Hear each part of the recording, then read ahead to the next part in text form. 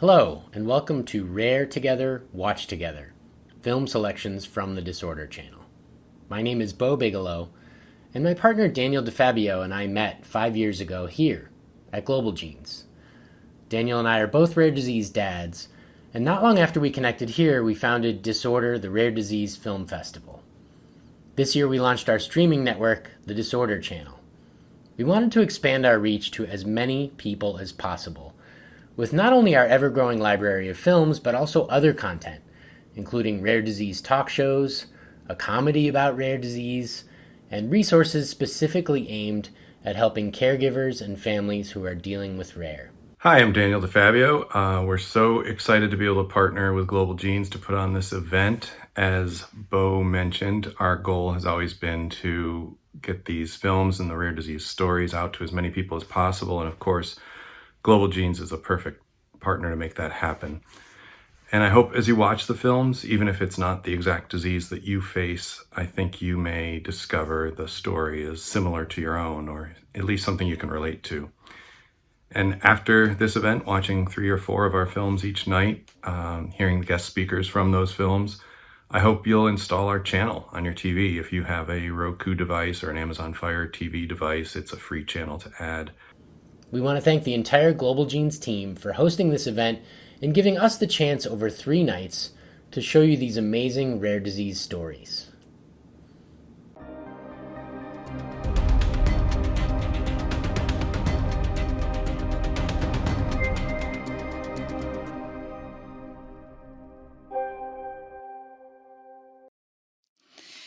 Good evening, friends.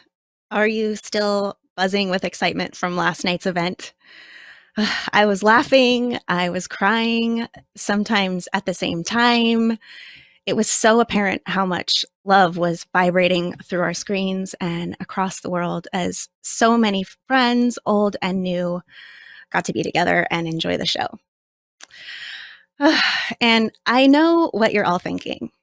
There is no way that anyone can follow our 2 favorite disabled dudes with their handsome faces and their witty banter. But here's what I have to say. Challenge accepted. I'm so honored to be here tonight and be your moderator for the Rare Together, Watch Together with film selections from the Disorder Channel. Tonight, we are focusing on the sibling experience. When I first heard of Global Genes, I was actually listening to an episode of the 2 Disabled Dudes podcast, and they were talking about the event that they were going to go to in San Diego. And I told myself that I was going to that next event. And I could have never imagined that I was going to be here like this with all of you. And I'm so grateful for this opportunity. So first, I want to say thank you to the Assistance Fund for sponsoring the Rare Together, Watch Together event. Please help us in supporting the rare disease community through programs like the Rare Patient Impact Grant. To give now, you can visit globalgenes.org/donate-now, or you can just pull out your cell phones and text RARE to 41444. We can't do things like this without sponsors and without the generous donations of people like you. So thank you. If you know anyone who would like to learn more about the progress being made in rare disease, there's still time to sign up for the educational live sessions next week at globalgenes.org/live/events. Actually, I think it's globalgenes.org/events/live. You'll find it. There's a tab.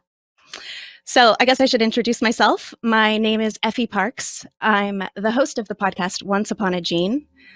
I'm also the mother to my rare warrior, Ford, who was diagnosed with CTNNB1 syndrome. He's the reason I started my podcast, which in turn led me to all of you. I'm so thankful I get to be here tonight, especially for the sibling night. It's something that's so important to me, and I know it's so important to so many of you out there. Watching the love between Ford and his little sister, when she runs up to him every night to kiss him goodnight, it's my favorite part of the day, every day. So, as rare disease parents and families, we owe it to our typically developing children to give them the attention and the love that they need to develop and flourish in our not so typical households. And that isn't easy. So tonight we have 4 films, and the stories you're going to watch are so amazing, and they will no doubt change you. They will change your family.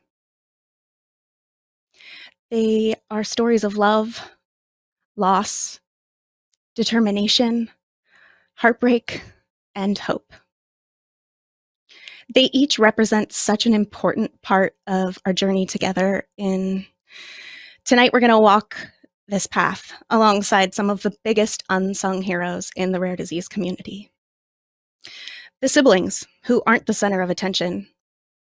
These caregivers who are doing the work beside their siblings, who are making the sacrifices for the ones that they love, who are doing the work that they didn't ask for, doing tasks that other kids could never even fathom.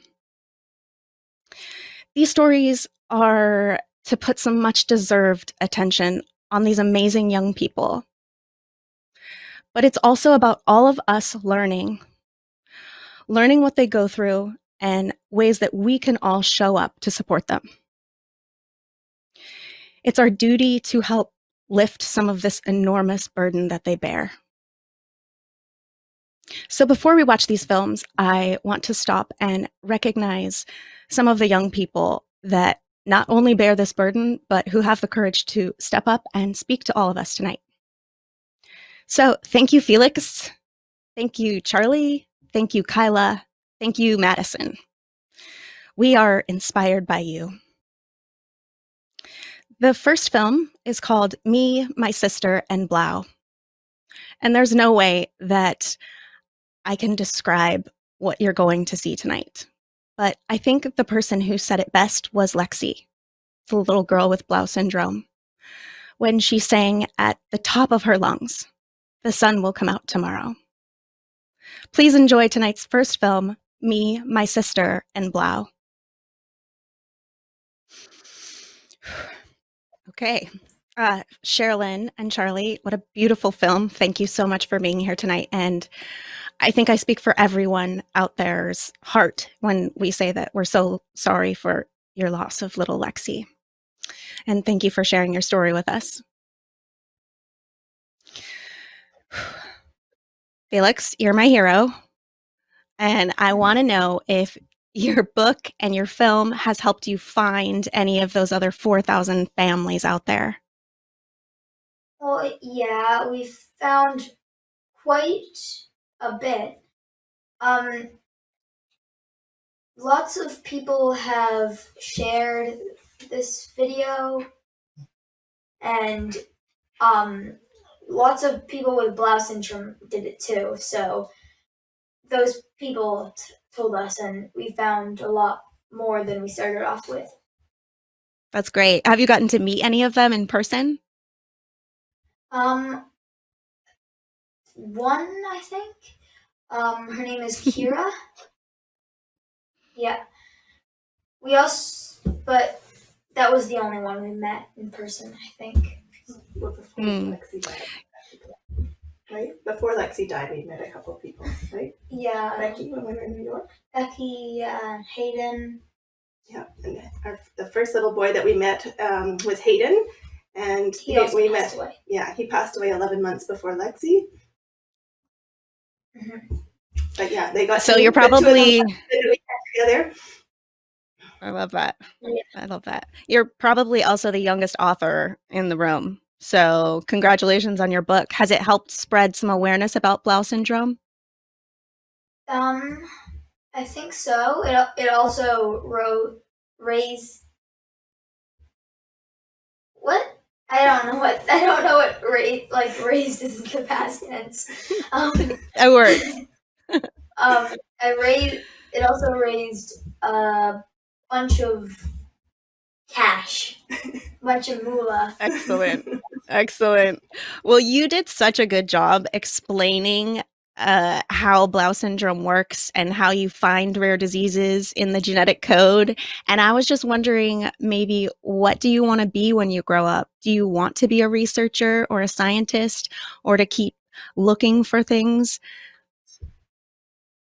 I actually don't know yet. I'll figure that out when I'm 20 or over. That's probably smart. Yes. And Yeah. did you give Lexi those sweet dance moves, or was she born with those? I gave her those. I gave her them. Yeah. Awesome. Yeah, forward. Sherilyn, nobody knows how to truly empathize with a parent who has lost a child unless they have. And what other worldly force that you have inside you. I was wondering, what gives you the strength to be able to be here tonight and to share this story with your children? Well, I would say it was my children that do it. Part of it is Lexi. To carry on her legacy. Lexi, knowing that she, in her small life, has already impacted the world, but knowing that her being gone doesn't stop her from impacting the world and making it a better place. And then Felix, to be strong with him. He teaches me how to put a smile on my face and face the world and keep on going. And that, yeah, we grieve together, but we also find joy together still. And that's because of him teaching us that. We learn a lot from him. Yeah, kids are a lot smarter than us in a lot of ways. I was also wondering if the lyrics to that song Tomorrow from Annie, I wondered if it has changed for you since Lexi passed away, if there's been a new meaning from that song. Yeah, I think it's hard. I'm not going to lie. It's hard. And it does feel sometimes like the sun might not come out tomorrow, but we find it every single day. Sometimes we go to bed and we think it might not come tomorrow, but it always does. And there's so many good people in our life that keep reminding us that it's coming out.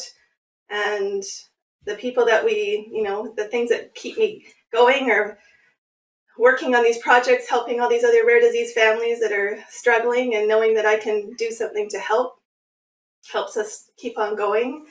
And just leaning on our community and leaning on love. I think that love is the thing that gets you through this, and luckily we've been surrounded by that, and we always have been. That's something that Trey, my husband, and I talk about with our family, that there's always been a lot of love in our family. It wasn't anything that was short of, and the people around us show us a lot of love too, so that gets us through all of this, and the sun keeps coming out. Mom, if the sun didn't come out tomorrow, that would mean the end of the world. Yeah, well, it's scary right now, Felix. Don't go there. What what do you treasure most about the relationship that Lexi and Felix shared? Oh, they had they still have an amazing relationship. It continues on, but I used to say to Lexi that if you could find someone to look at you the way that your brother looks at you in your life, you've won the life lottery. The way he would look at her with pure, admiration. He just, and also just a little bit of, it's like he couldn't quite, she always surprised him. He had that look in his eye, that glimmer of a twinkle whenever she would do something, and he couldn't quite understand how she could come up with something. She was totally unpredictable, right, Felix? Yeah. You could never predict what she was going to say. No. But she had the same, you look back at them from the time that they were little, and every picture she is looking at him so adoringly. And you realize that before they could speak, before her language was there, she was showing it in her eyes. She would follow him everywhere he went and watch him. And she, her life was good because of the fun she had with Felix. It was never dull for her. He was there for appointments. He would keep her entertained. He always had her laughing and mesmerized. And yeah, right? It was a pretty special relationship, wasn't it? Yeah. Yeah, so cute. I mean, you can tell from the beginning when when Lexi was born and Felix was trying to get a fist bump from her. Oh my gosh, I could watch that part over and over. Just the special bond that they had right away and the excitement that he got from her personality in the beginning was so apparent. Yeah, So absolutely. cute. What about you, Felix? What is one of your most special moments or memories that you cherish that maybe kind of get you through the tough times right now when you think of Lexi? I don't really know. I think the time where we went onto a Disney cruise for Lexi's Make-A-Wish, that was a pretty great time. I don't think it'll ever leave my mind. What was so fun about that trip? Well, I liked how we got to hang out because there's a camp. We got to hang out, just the two of us, no parents. It was probably good for my parents too because they didn't have to have two annoying children. Oh, it's so cute. Do you have any favorite songs that you used to sing with Lexi? I know she used to raise money by singing for Blau syndrome. Are you carrying on the music stuff to raise money for Blau syndrome, or are you doing something different now to keep her legacy going and to raise funds to fund research and to find other patients? I'm mostly helping my mom with the work that she does with helping to do it. We still have income, don't we? Yeah, we do. We have income. I mostly do piano though. Nice. So what is the advocacy journey that you're on now, Sherilyn? Yeah, well, we haven't slowed down in what we're doing for Blau syndrome. We've connected with, so Felix had mentioned earlier that we met Kira. Actually, she flew out for Lexi's funeral. So we got a chance to meet them, and that bond has grown even stronger with them. And so she's working as a director for the Blau Foundation as well. So we continue on. And there's a lot of other children out there that we haven't got to meet yet, but we hope to keep meeting them. And at the moment, we have actually from Felix's video that he shared, we connected with a researcher, Dr. Napier out of Oregon, and she's been really passionate and excited about Blau syndrome. So we're really excited that that video connected us with her. So it's one thing, the patients, it's been a great thing to connect with so many patients, but also for a researcher to come in and have that excitement about such a rare disease. We did a research panel online a little while ago and had 3 different researchers come on, and it was amazing for us to see that there's even people out there that are interested in Blau. So to have 5 different researchers online talking about Blau was a dream for us. And we're continuing on. We're going to be starting a patient registry and all sorts of the natural flow of a patient organization. Helping Ruth to gather some patient samples because her studies are so limited by the number of patients that we deal with. So yeah, I think just joining together with that research community and really bringing people together to do a lot more collaboration between families, researchers, and doctors and physicians. So we'll continue in that way. And yeah, and to get connected with the wider rare disease community as well. Yeah, there's nothing easy about doing all of that work, especially now when stuff is so limited. And that's what's so amazing about these films and Daniel DeFabio's and Bo Bigelow's idea of getting these rare movies out there. So not just to create this community and connection, but to let the doctors and the researchers and the clinicians pop their heads in too and be inspired, or maybe point someone to the direction of whatever someone else might be dealing with, and all of the wheels start turning, and it's amazing to watch and hear once, some little thing, whether it was a podcast or a movie, how everything starts to blossom. It's incredible. So thank you so much for making that film. Yeah. I don't know what to say. That's okay.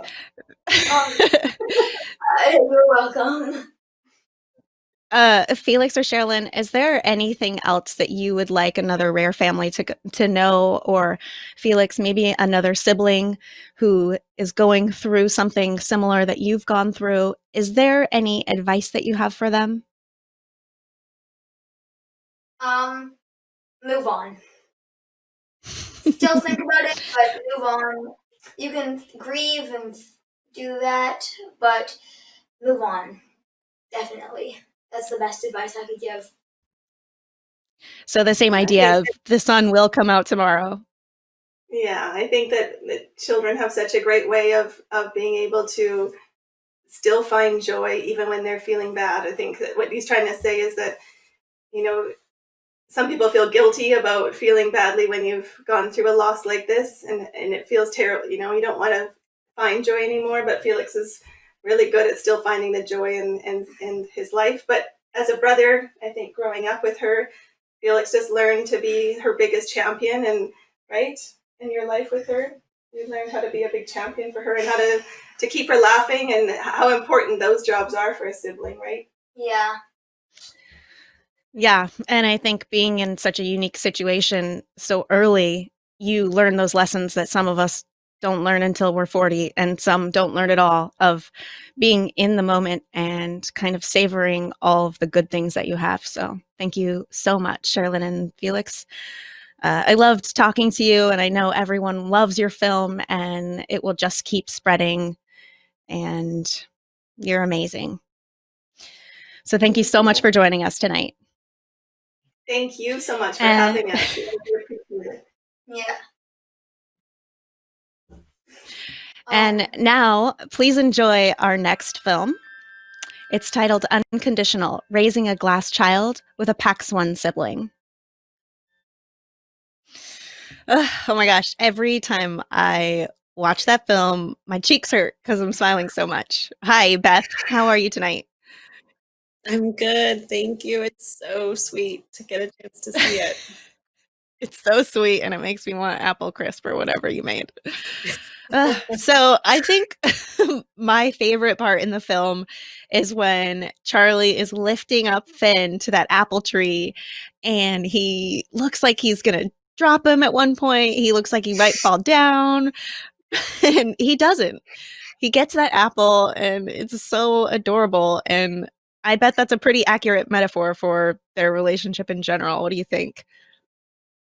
That's pretty much them right there. Yeah, they watch out for and Charlie's so encouraging, also so active, and they have fun, and they also fight a lot and wrestle and bug each other. Like they will both cross a room to bug each other. Also, it's funny looking at that from today, and thinking back. One amazing thing about Finn is he's so persistent. He does not get frustrated. He actually, we always think he didn't start talking when he was really little because he didn't need to. He just was going to do things himself. Like he wasn't going to ask somebody for things. He was just figure out how to do it himself. And he's so persistent, and he never gets frustrated. And actually, watching that and seeing Charlie like hold him up for so long and waiting for him to get that apple, I thought, you know what? I think Finn that. So cute. You can tell that Finn is patient, and he kind of enjoys being patient, I think. It's very sweet. And Charlie's just as patient, and he kind of it's clear that he lets Finn be who he is, and it's really charming. I love it. What do you think I think that's Charlie's really beautiful. Oh, go ahead. Oh, I was just going to ask, what do you think Charlie's superpower is as a brother?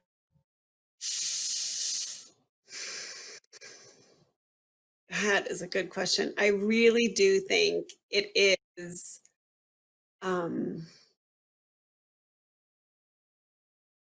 it's just seeing Finn, it's just seeing him being able to not put any expectations or judgment on him, just like can fully be present with exactly who Finn is. And I I think it goes both ways, you know. I think that Charlie is able to really be present with Finn, really just love him, you know, for exactly who he is. I also think that Finn has this beautiful gift of being exactly himself, allows others to be present with him. Yeah, I think kids in general have that superpower. I would agree. It fills me with so much joy and comfort when I see siblings like Charlie and Finn. Is there anything that you do specifically for Charlie that makes him feel special or gives him this ability to kind of always live in the moment and accept what's going on in his world? Hmm. You know, I think kind of what we talk about in the film, like this idea of glass children, really was a turning point for me as a parent. Um, you know, so the concept of glass children came from a TED talk. It's I wrote down the name so I wouldn't forget. It's Recognizing Glass Children, and Alicia Arenas is the person who had the TED talk. So you can Google it and watch it. But the idea is that, you know, like we say in the film, the glass children aren't glass children because they're fragile. It's because you see right through them, right? And this idea of Charlie working so hard to be a good big brother, you know, and helpful and to be there for us, and you know, reading that that can do to him as a sibling. And so we just take so much time to make sure that we're seeing him and for his own person, and you know, that he has this autonomy outside of being a big brother. And when he identifies himself as a big brother, that's his choice, right? And that's because he wants to be that big brother and he wants to be the helper, but it's not because we've like relegated him to this position. So just being really conscious for us as parents, you know, that this isn't a role that he's meant to play, or his value. You know, so many people praise him for being such a good brother. You're such a good big brother. You're such a good big brother. And it's like, you are, and you're also this great 13-year-old kid, you know, who's got a lot to say and a lot to do on his own. And so I think, you know, that's really something that we just try so hard to do, is to both value, you know, to our family as a big brother, but then to also just say like, hey, dude, like you're also this super special, amazing kid that brings a lot to our family too, you know? Yeah, I love that distinction and making him feel seen in that way. And I love the glass children metaphor too. I hadn't heard of it until I watched your film a while ago, and it's so true. It's so true that sometimes you see through people see through the kids, right? And they're not necessarily seeing the fact that they're strong and mighty, and sometimes it's just overlooked. But they're pretty unbreakable. And another thing that I remember happened to, I don't know if it was a result of that video. I don't think it was a result of the video. I think it was something that I sort of realized on my own. I don't know. I can't remember. It doesn't matter. But one thing that I realized too is, you know, twins, so they're about 6 years apart. And with Finn's ability, you know, he Pax one has a intellectual disability and some global developmental delays. Um and so, you know, you have different expectations, right, of your disabled child. And so when he would, I remember becoming conscious of, you know, Finn would do something, he would do some small thing, and we would just all celebrate, you know, whatever it was, like, oh, and we would laugh and celebrate, and he would do whatever the thing was, right?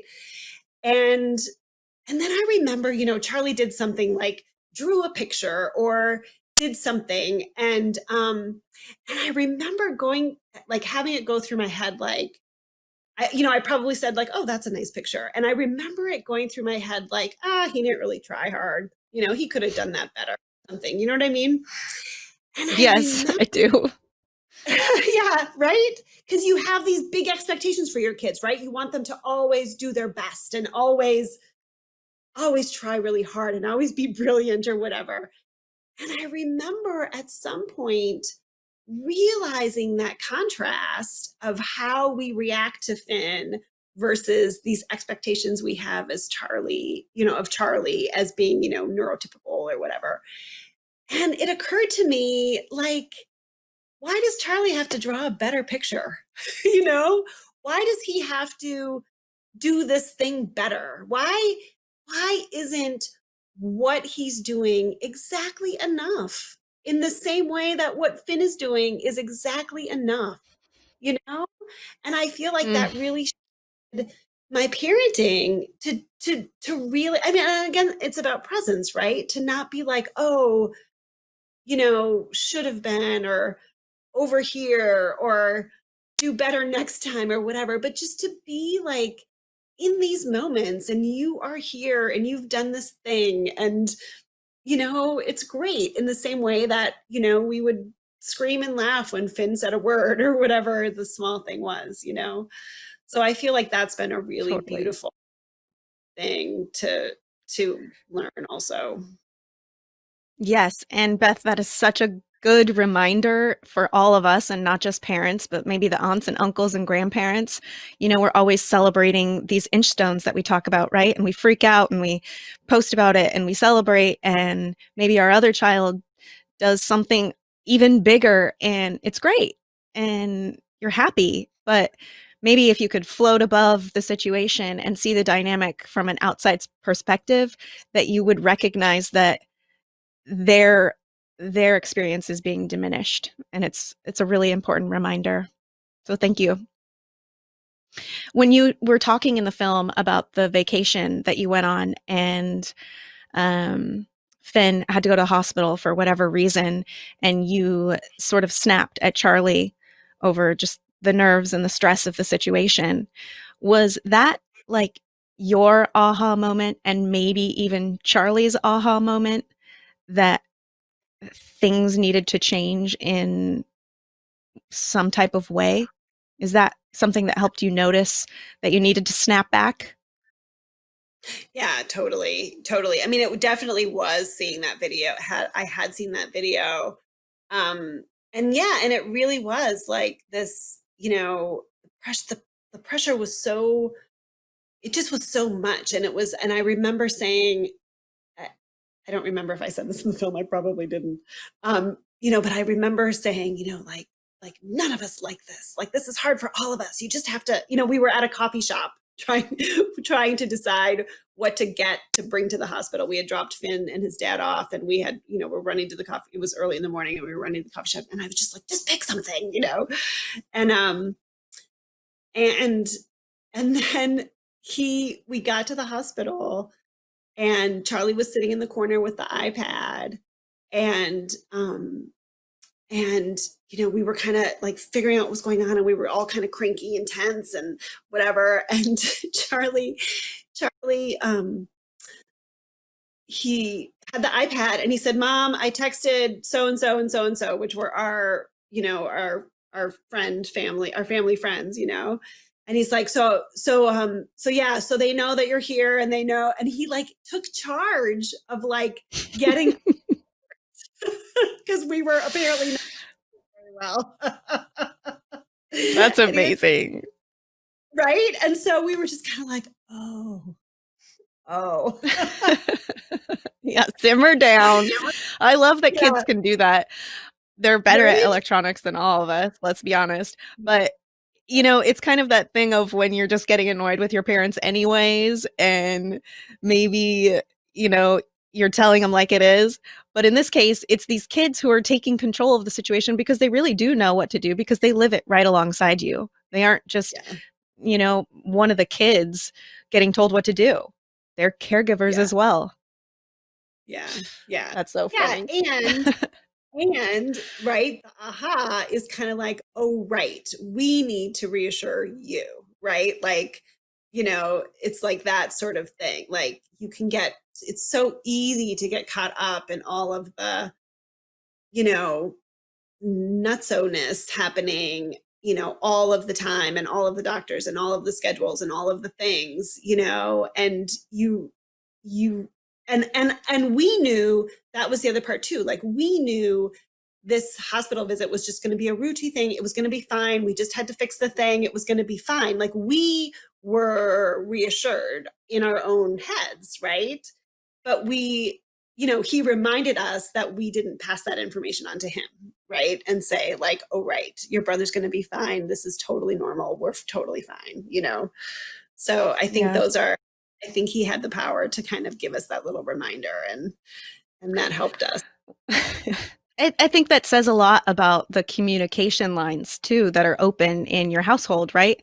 Where he felt that he should be included in the conversation. I think that's really, really important to notice too. And I think that you both are doing such a good job in letting Charlie know that. Mm. Yeah. Is there And it was anything that you do? Go ahead, Oh, Beth. go ahead. Well, I was just going to say too, that the piece also that they said is that he had the opportunity to see the other sibling too, and I think that moment was really beautiful, of the sibling of the other um, PAX 1 girl that we were with at the time. And I think that also is the thing too, right? Is like having that opportunity for him not to have to talk to his parents about it, but getting somebody else who had the same experience and he can share with. Yeah. Would you say that that's probably one of the most valuable support tools that you've been able to help facilitate, is finding other siblings like him? That's I think the family group for a rare disease, for a rare disease like ours, which is, well under 200 right now of diagnosed cases in the world. I think that's the biggest thing about the diagnosis. When we got our diagnosis, Finn was 3, he was 33rd in the world, and that was in 2016. And I remember the doctors, I had met a neuroscientist who said, well, the diagnosis doesn't change anything, right? But it does, because it connects us with all of these other families. And Mm. for a disease, when there's no information and nobody knows anything and nobody has anything to tell you, connecting with the other families for so many reasons, becomes just a lifeline, just for connection and just for support. But then also, the siblings get to meet each other and get to meet other PAX 1's kids, and get to realize, like, get a different view of their own sibling, and then you just get to find out regular stuff, like, this is the therapy that worked, and this is the preschool that they went to, and this is what their IEP says, and all of that kind of information that you can't find out in any other way than getting to know other families. Yes, everyone is nodding so hard to that comment about finding your people. And it doesn't matter what disease group they're in or how old they are. It's everything, right? It's everything when you find those people. Mhm. It's wonderful. Is there anything It that you would like to leave that you'd like to leave for the audience today? Anything that's particularly resonating with you right now in your home? Well, I just think that the thing that's so amazing. So for me, I actually work in special education. I'm a family and community educator, and I'm a huge advocate for full inclusion. And I just really want, all of the things to kind of move towards full inclusion for kids with disabilities. I just think it's a way to get us all kind of back into our humanity and being able to, have these rich, diverse experiences where diversity is valued, all kinds of diversity is valued.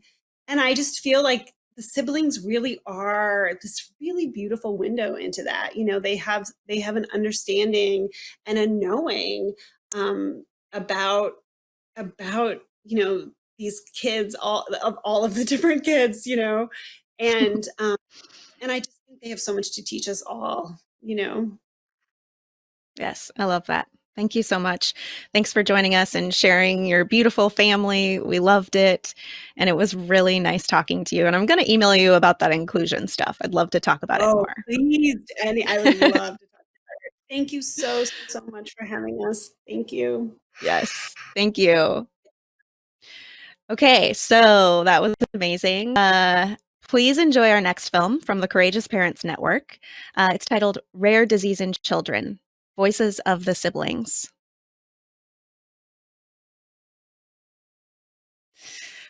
Another amazing film. I love those kids so much, and they have so much wisdom. It's incredible.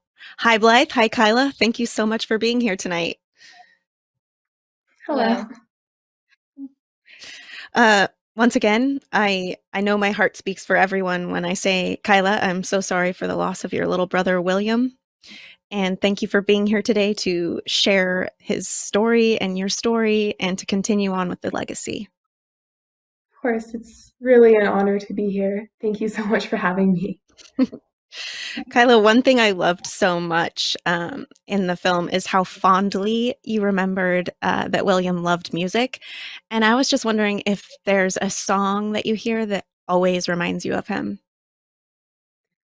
Over the Rainbow, my mom would always play it for him all day almost. And he just, anytime he heard it with the music therapist that used to come in or anything, or even from a CD, he would just get so happy and he would make like little squealing noises. And I think those are some of my better memories with him, just seeing him happy because of the music, you know? Totally. That's a good one too, because you can always cry at that song and people won't really think twice about it because everyone cries at that song. You were so breathtakingly vulnerable in that film. I know you were a little younger, but it was really beautiful to watch. And I was just kind of wondering if, talking about your emotional well-being, if there was something in particular that helped you kind of get through those really tough times after William passed away. Honestly, death and grief is very hard for anyone. And for me, this is kind of a platitude that everyone hears, but I think time really heals all. Because there's no one thing that I did or didn't do that helped me heal. And there are times when I still feel the pressure and the weight of his death on me, but I think that the biggest thing was just time. It's been 6 years now since he passed away, and I miss him, but it's not the same as when you just lose someone a couple months ago or anything like that. Yeah. And now you're off to college and you're continuing on with advocacy in another setting. Can you tell us about what you're doing now? So right now, with COVID and everything, it's a little bit hard to get started with advocacy. I'm personally a chemistry major right now. I'm really hoping to go into either medicine or research and to either help kids like William or help other people who are struggling with their lives in some regard. I want to take his memory and I want to help people with it. I'm also looking into starting an advocacy group at UF when I'm able to, once I can go into the campus and everything. So that's kind of where I'm at with that. That's amazing. I think your experience is going to be pretty valuable there and you're going to go really far, Kyla. Thank you. And Blythe, I know you're also a bereaved mother, and it inspired you to take action to found the Courageous Parents Network. Can you tell us a little bit about what that is? So Courageous Parents Network is a nonprofit, a national nonprofit with a web and mobile platform to empower, support, and orient parents caring for children living with serious illness and bereaved parents, as well as the pediatric providers who care for these families. And a significant number of the families in our network are rare families. I myself am a rare mom. My second daughter, Cameron, died of infantile Tay-Sachs. Before I started Courageous Parents Network, I was already very involved in the National Tay-Sachs Association, NTSAD, which is how I met Kyla's mother and father and came to know them because they're also part of that organization. GM1 is a disease inside under our umbrella. And when I was making Courageous Parents, when I was working on Courageous Parents Network, and the focus was very much on the parents, but I really understood that the siblings are a huge piece of this. I myself have my husband and I have two other surviving children, one older, one younger than Cameron. And my older daughter was only 4 when her sister died. But I've actually, as she's gotten older and we've talked about it, I see the ripple effect of her sister's death on her. She's 23 now, and we still talk about what things are coming up for her may be because her sister died. You can never really tease these things out. But I recognized, and with a lot of counsel from pediatric providers and other parents as well, that the siblings are just a huge piece of this, and we wanted to bring their voices to the fore. And I appreciate Effie you flagging that part of what we saw in that film is these 4 beautiful siblings being so honest and so vulnerable. And that's the thing about younger people, is that they're not guarded. They are talking about what this is like for them, the mental health issues, the privacy issues, the isolation, the issues with friends, and how precious it is to hear that. And actually a lot of what they're saying is what the adults are experiencing as adults. They just don't say it. And I know that mental health stuff is really matters a lot to Kyla. Now, it's part of what you want to advocate for, Kyla, isn't just awareness about Williams disease, but also what siblings need. And Effie, if you don't mind, I'm going to ask Kyla to say a little thing about that. Yes, Kyla, definitely, Kyla. All right. So I think a big thing for me when I was younger was I felt that there wasn't enough community support. There wasn't enough research going into what the sibling experience was like.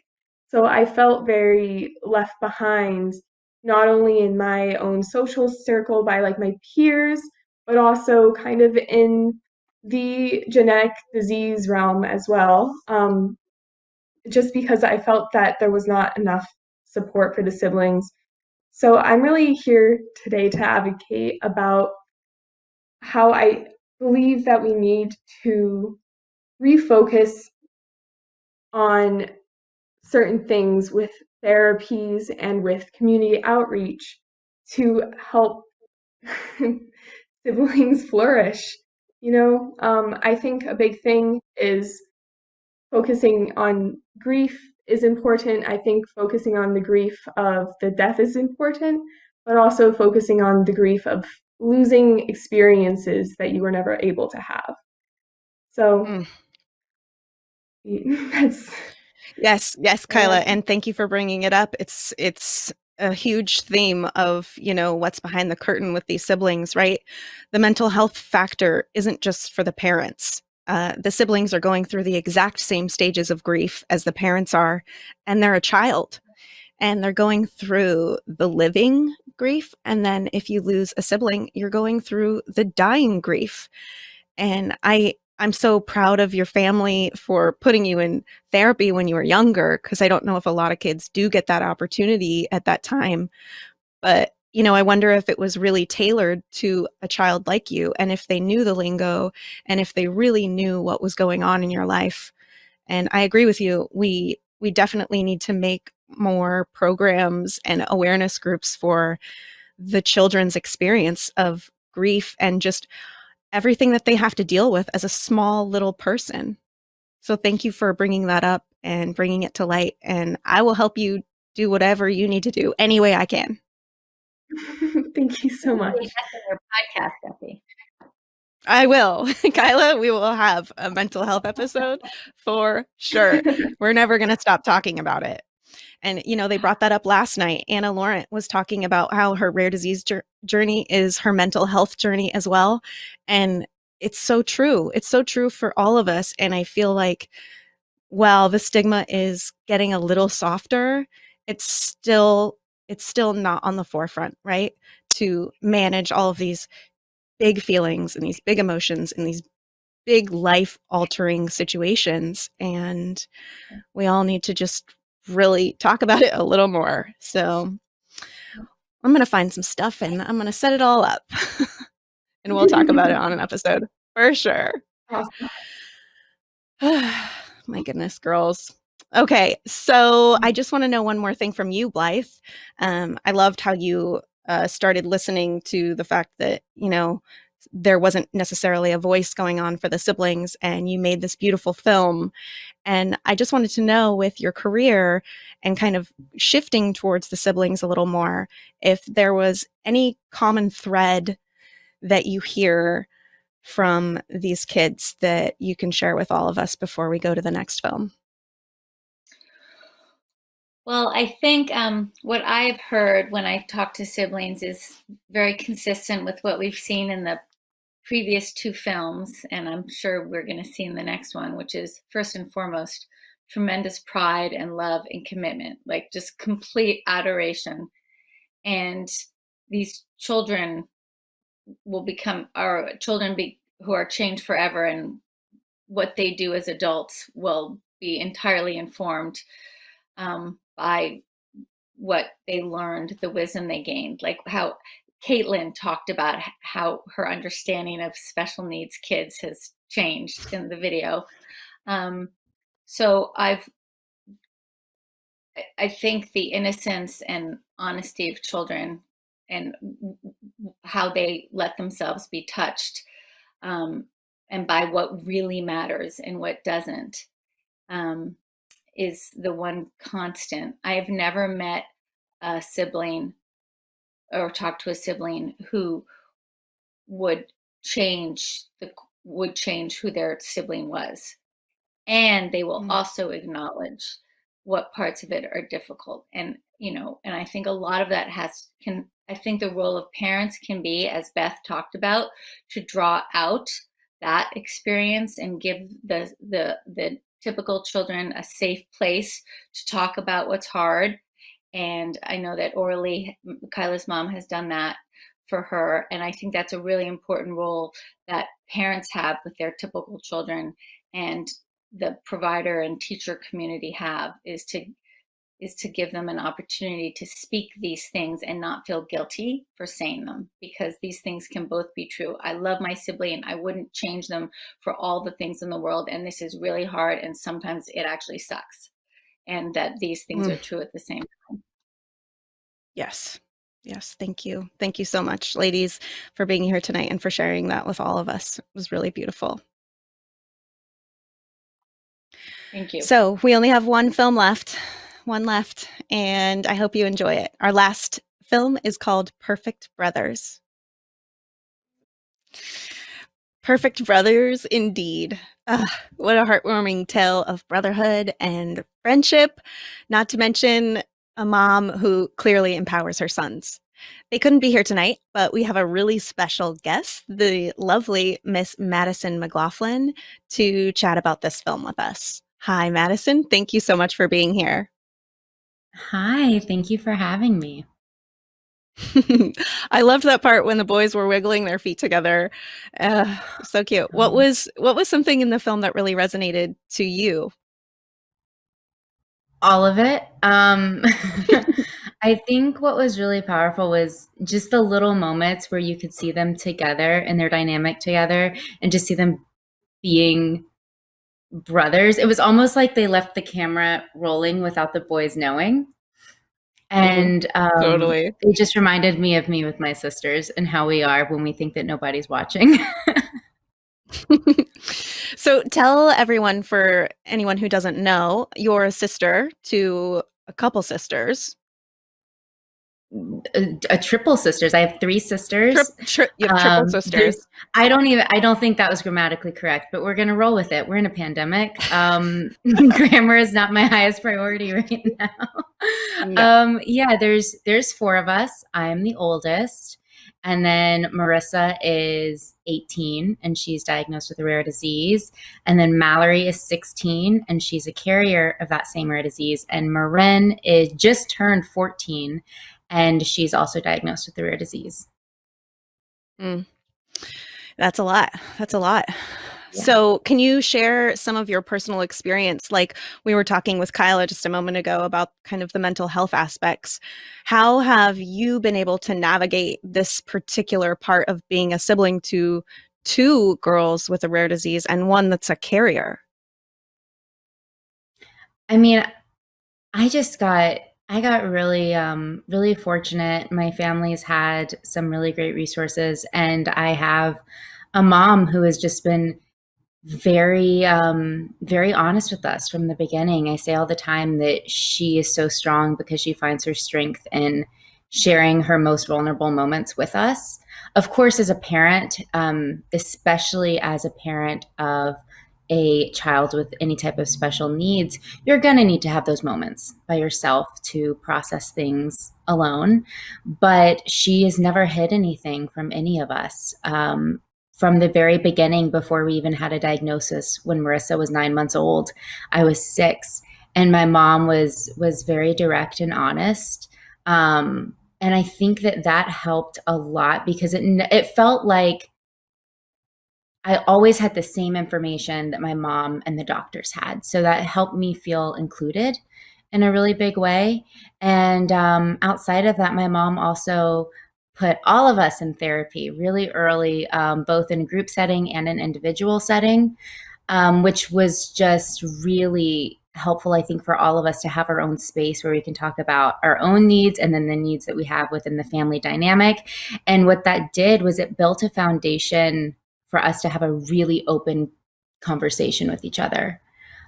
Because we're not just talking about 4 siblings where 2 have a diagnosis and 2 don't. We're talking about 4 teenage girls. There was a period in time when we were basically all teenage girls.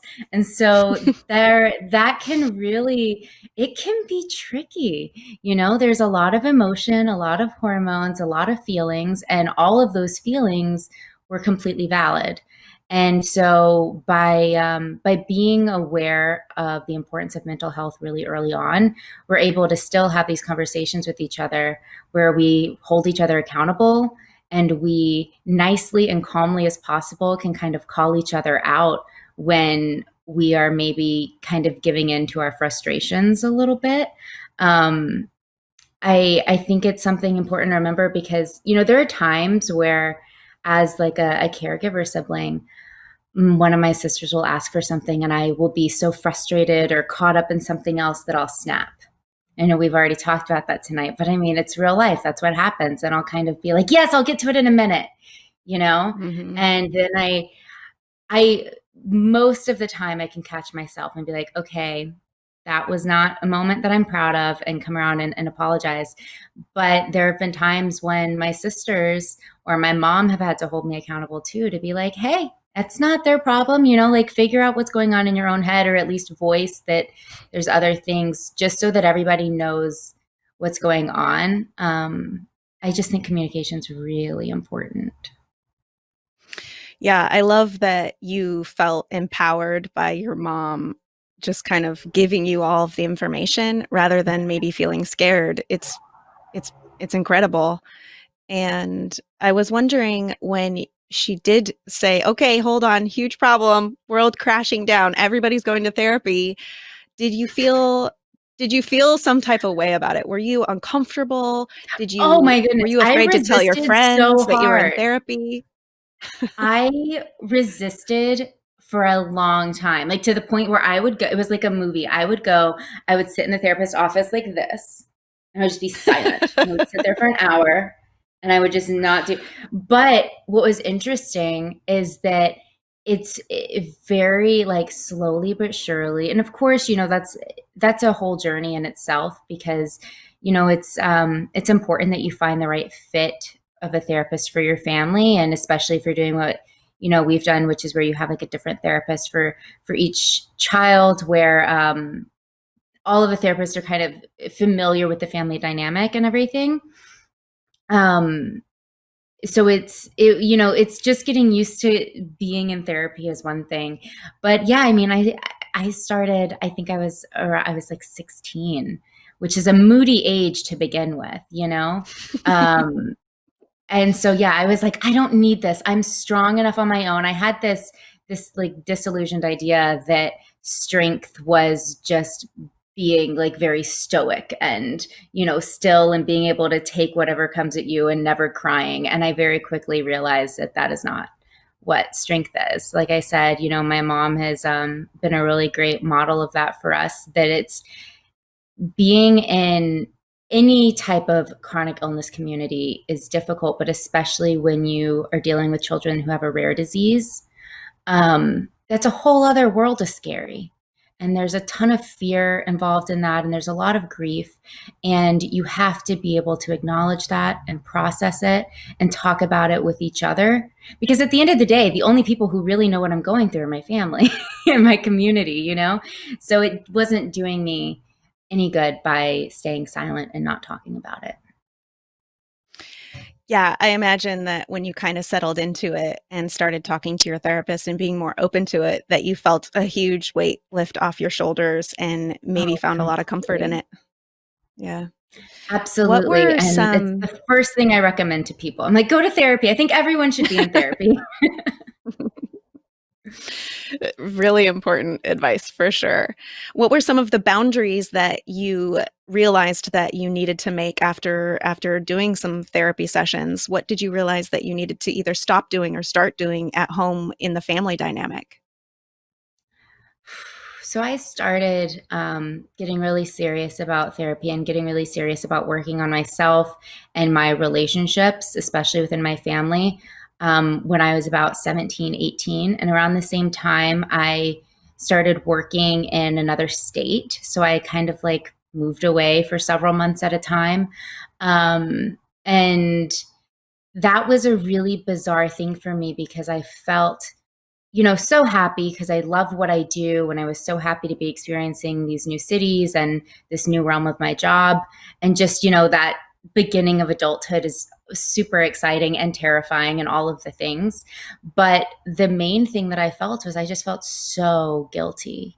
Every time that I was landing in another city to film another TV show, I just wanted to be back home with my sisters when they were in their infusion appointments, or be at my sister Mallory's dance class, And so that was something that I struggled with for a long time, especially when I made the decision to move out, just because it was, how I felt, being the oldest sibling and being a caregiver sibling and being so close with my mom as well. I mean, my mom's my best friend. So it was like, I felt like I was betraying them. And it really took my sisters and my mom being like, no, leave. We're fine. You're okay. Like, you can go and have your own life. You're stealing all our clothes anyway. Right. But they were like, you can go and have your own life and still be just as involved here as you are. And I didn't believe that until it happened. And I mean, I've been living on my own. I've been traveling. I was living in Canada for a while. And as long as you're intentional about setting those relationships, they don't change. And so it's like setting those boundaries for all of us. Again, it goes back to communication of me saying, you know what, I love you guys, but I need to experience this life, with my own apartment and my own thing going into adulthood, and them saying, we love you, but we need you to go and do that, and giving me the freedom and the space to do that. And also boundaries that have been really helpful have been my sisters that do have the rare disease. They've gotten a lot better about setting boundaries and asking for help instead of us just expecting that they need help. So what that means is, like, if one of my sisters drops her phone or the TV remote, Mallory and I used to just rush to pick it up, just like, second nature to us. And what that was doing is it was doing two things. It was making us feel like we were obligated to do something. And it was also making my sisters that were in the wheelchairs feel like they weren't even giving the opportunity to be independent, to even try to pick up something by themselves, So now they'll voice like, oh, can you help me with this? Or I'll say, do you want help with that? And they'll either say, no, I've got it, I'm going to try it by myself. Or they'll say, yeah, maybe I need a little bit of help. So it all goes back to just that open communication with each other that's just judgment free. Yes, there's a lot there. And yeah, the guilt that siblings would feel for sure, and leaving and feeling tied to so many of the things that now mom is going to have to do all by herself, or people feeling lonely. That's a lot to deal with.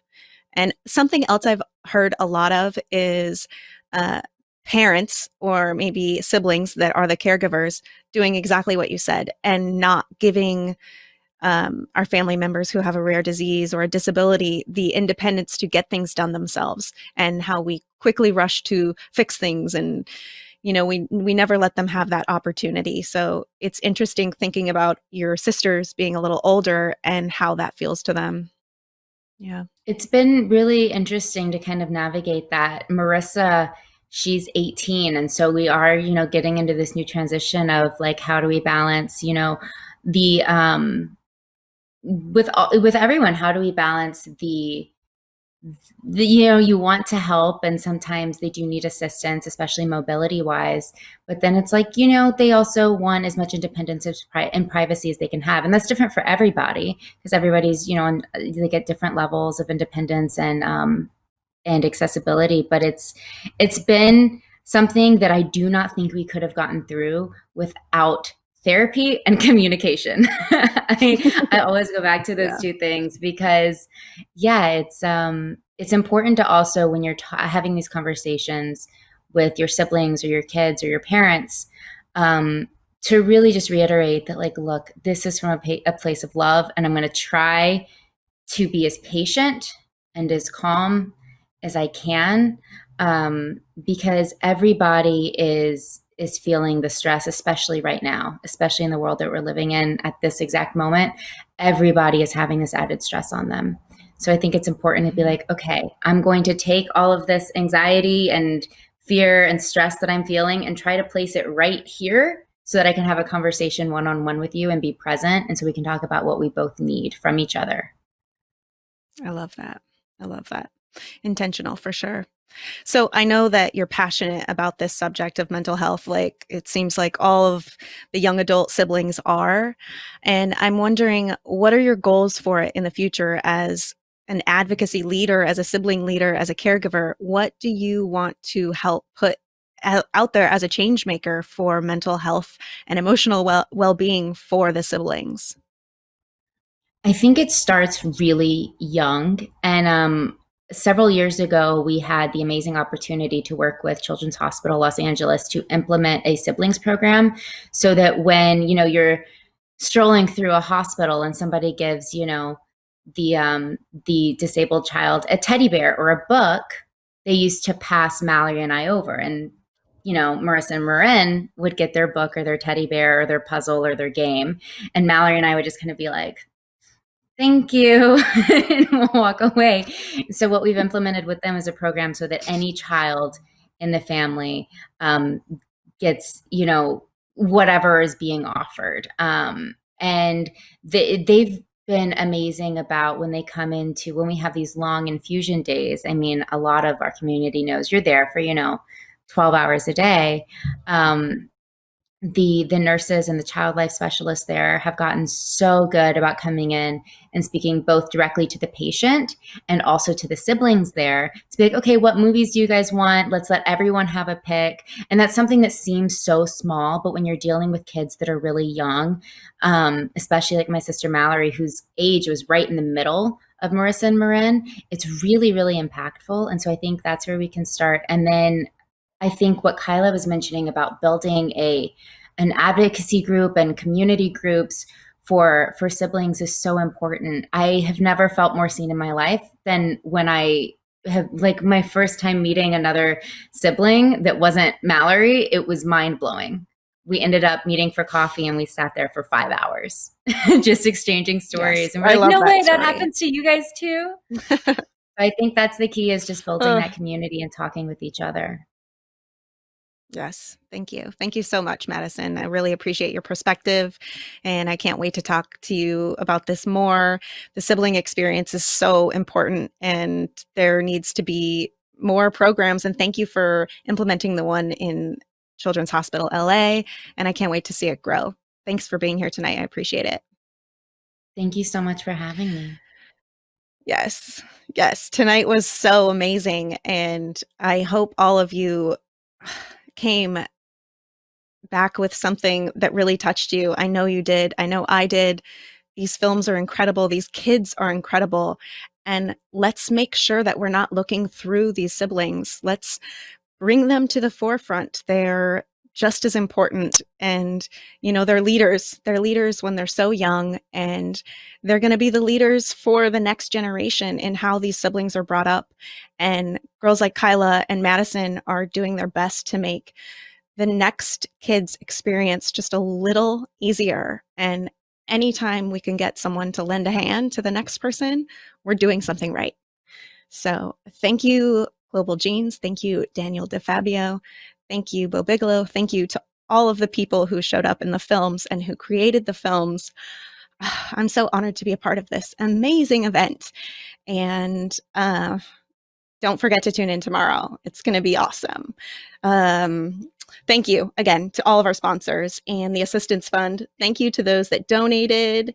There's still time to go donate online at globalgenes.org/donate-now or text 4144 with the word rare. So tomorrow, the 18th, the title of tomorrow's show is Rare Together, Watch Together with film selections from the Disorder Channel, and it's called More Than a Quest Success. So it's going to leave you even more uplifted and more inspired to get out there every day like you're already doing and lend a hand and collaborate with your neighbors and just embrace this amazing community that we have. And the kids in all of the films all had the same message, and it was live in the moment and love the people around you and just cherish every moment you have with every person that you love. Thank you, everybody, for tuning in tonight. We'll see you tomorrow.